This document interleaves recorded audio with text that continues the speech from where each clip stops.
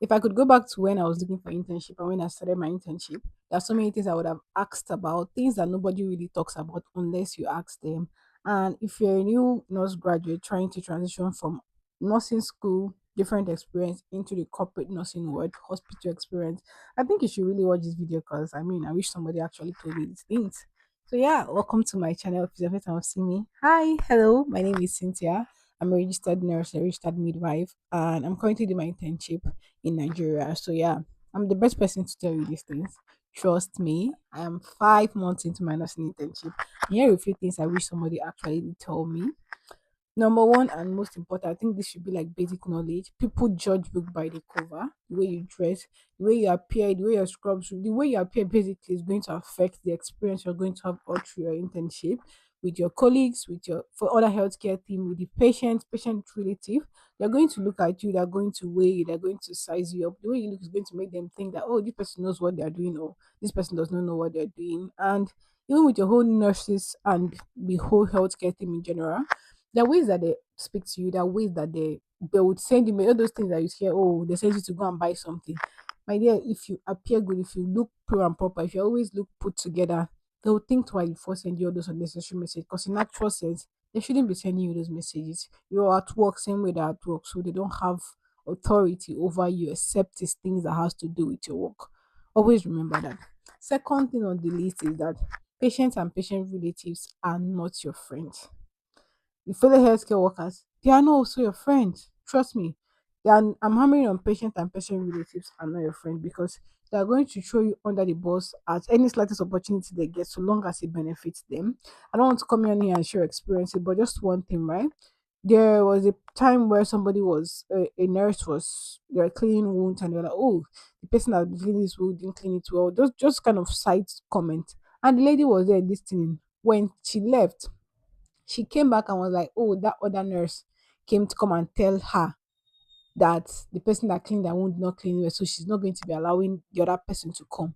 And then in my head, I'm like, did she tell you directly? She said she don't tell her directly now. She overheard her saying it. So you just need to really be careful. And they will take that word to the bank. They're going to say things that you didn't even say. You could say one thing, you think that you're helping them, but just that one statement, so far as it's from you, they will blow it out of proportion. They will misinterpret it. They will say everything you can think of, everything that you don't even imagine that they would say it. And you will just really just be shocked. You would be shocked. So in all you do, always differentiate between sympathy and empathy. Deliver the best possible care, which is what you're paid to do. Be human enough to attend to people the way they're supposed to be attended and draw the line. Do not be over friendly, do not overshare information. It will definitely backfire when it does.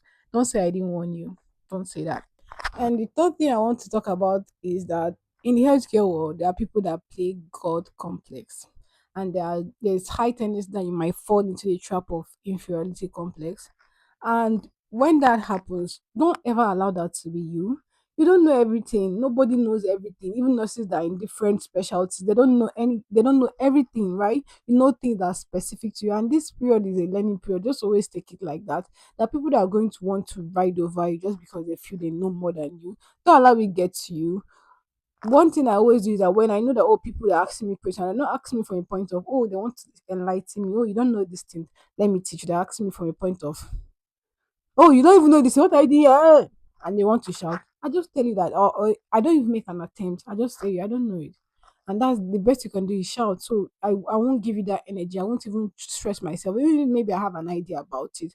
Because I know that you're coming from a point of attack and not from a point of correction or from a point of teaching somebody. I don't engage it. There are people that are going to try to crush your ego just to boost their own. It's very, very important that you pick your battles wisely. Don't engage it. Just say, oh, I don't know it. If they want to teach you, they teach. If they don't want to teach you, want to shout, they can go off all about it.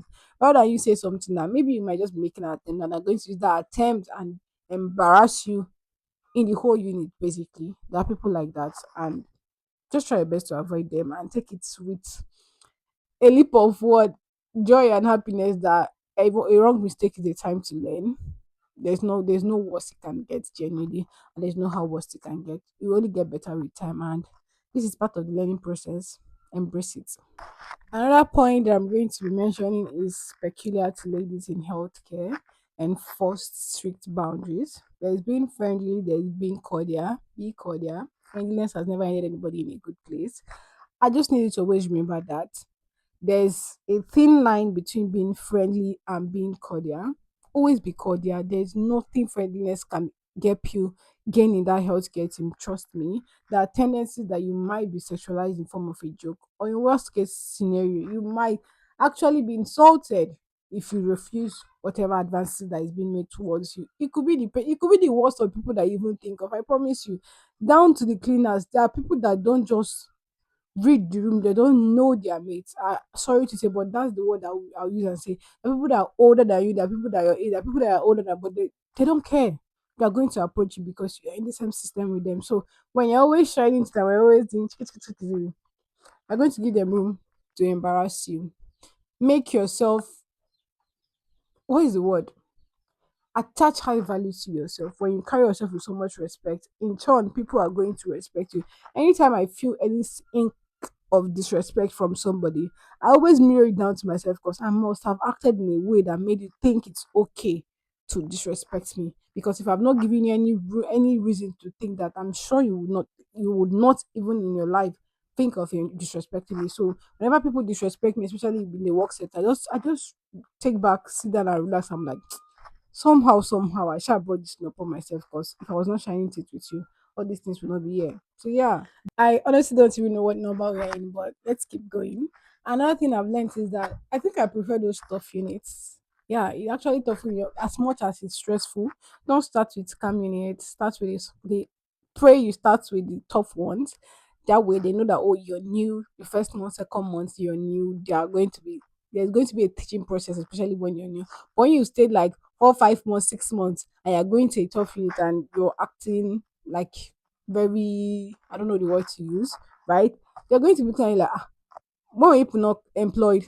It's not up to 5 months. Why you doing like this? Why don't you know this thing? Just assume you already know it. But that first few months is a learning process, and that learning occurs mostly in tough units, ICU, accident and emergency surgical units, all those tough units. Those are where you actually learn a lot of things. Pray you start from there, and then maybe you can go towards the clinics and all of those other places.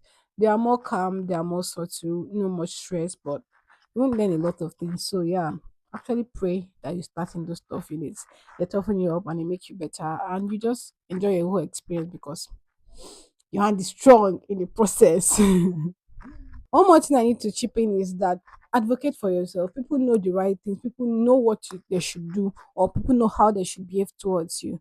But yeah, they're going to try to step on you because you're ignorant of your rights. You're ignorant of yourself in general. That's the word. I don't know how else to explain it, but yeah, advocate for yourself. If there are procedures that you think you cannot do and somebody's forcing you to do it, don't do it. Say you cannot do it. This is a learning period. You're supposed to be under supervision. So if there are high risk procedures that somebody is expecting you to do it and you know you cannot do it, don't trust yourself to do it, there is no shame in that.